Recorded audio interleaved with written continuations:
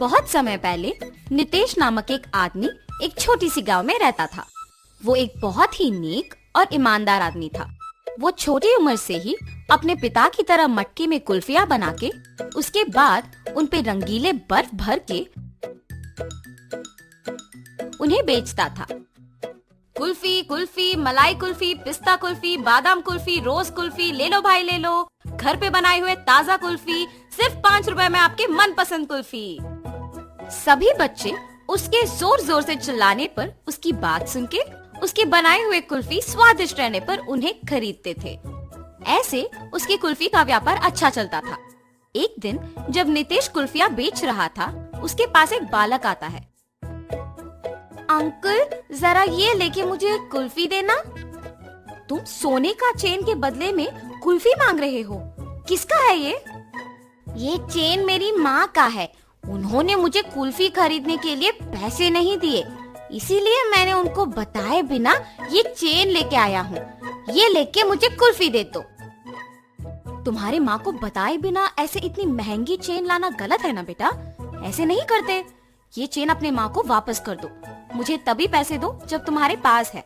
ऐसे कह के उस बच्चे को कुल्फी देके वहाँ से चला जाता है। मगर जब वो कुल्फी खाते हुए चल रहा था, उसे एक और कुल्फी बेचने वाला दिख जाता है और वो सोचता है, अगर मैं इस अंकल को भी ऐसे ही सोने का चेन दूंगा तो वो पहले अंकल की तरह मना करके मुझे मुफ्त की कुल्फी दे देंगे और मैं 2 कुल्फियां खा सकता हूँ। ये ऐसे सोचकर उसके हाथ में रहे कुल्फी को जल्दी से खत्म करके उस दूसरे आदमी के पास जाता है। अंकल अंकल, ये चेन लेके मुझे एक कुल्फी दीजिए ना। ठीक है बेटा, 1 कुल्फी क्या 2 लेके खाओ। ऐसे कह के बबलू के पास से वो चेन लेके उसे 2 कुल्फियां दे के वहाँ से चला जाता है। बबलू अपने दोनों हाथ में कुल्फियां देख खुश होके चेन के बारे में भूलकर खाते हुए वहाँ से घर चला जाता है। इतने में बबलू की माँ सोने का चेन ना दिखने पर घर पूरा ढूंढती है और तभी बबलू घर आता है। बबलू, क्या तुमने मेरा सोने का चेन देखा है बेटा? यहीं पे रखा था। अरे रे, 2 कुल्फियां मिलने की खुशी में मैं तो चेन के बारे में भूल गया ना। अब अगर मैं माँ को ये बताऊंगा तो मुझे पक्का डांटेगी। अब मैं माँ से क्या कहूँगा? ऐसे वो मन में सोचता है। क्या हुआ बबलू, मेरे सवाल का जवाब दिए बिना क्या सोच रहे हो? कुछ नहीं माँ, मैंने नहीं देखा। हाँ, ठीक है, तुम भी मेरे साथ चेन ढूंढो। शायद मैं यही कहीं भूल गई। वो बहुत महंगा है बेटा। ठीक है माँ। और ऐसे बबलू उसके माँ के साथ चेन ढूंढने लग जाता है, जैसे उसे कुछ पता ही नहीं। बहुत समय बाद जब उसकी माँ ढूंढ ढूंढ के चेन ना मिलने पर थकान के मारे दुखी होके बैठ जाती है। बबलू उसके माँ को दुखी देख सोचता है, उस चेन के खो जाने पर ही माँ दुखी है। मैं माँ को दुखी नहीं देख सकता। चाहे कुछ भी हो जाए, मैं माँ को सच बता दूंगा। ऐसे अपनी माँ के पास जाता है और कहता है, माँ, आपके डांटने के डर से मैं सच नहीं बता पाया। मैं कुछ नहीं कहूँगी बेटा, सच क्या है?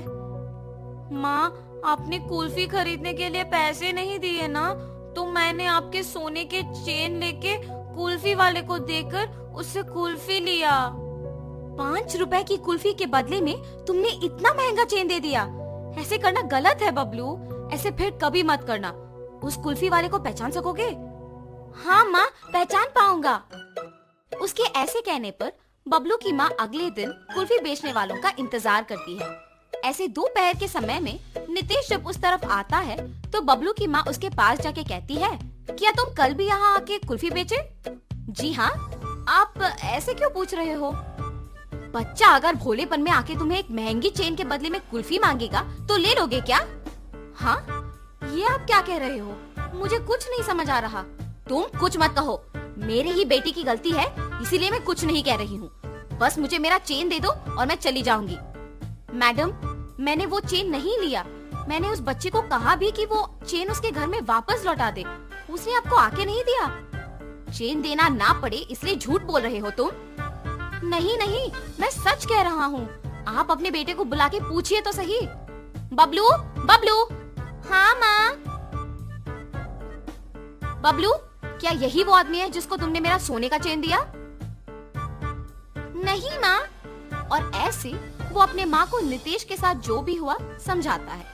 कल मेरे इस तरफ आने की वजह से ही मुझे सोने का चैन मिला था। काश आज भी ऐसा कुछ हो। ऐसे सोचते हुए उस तरफ जा रहे कुल्फी वाले को बबलू देखता है। माँ, माँ वही वो अंकल है जिन्होंने मुझसे चेन लेके कुल्फी दिया था। कल तुमने मेरे बेटे को कुल्फी देके चेन लिया था ना, वापस कर दोगे कि सबको बुलाऊं? अब ये बच्चा इतना जोर से कह रहा है कि मैंने ही लिया है तो मुझे लौटाना ही पड़ेगा, वरना उसकी माँ सबको बुलाएगी।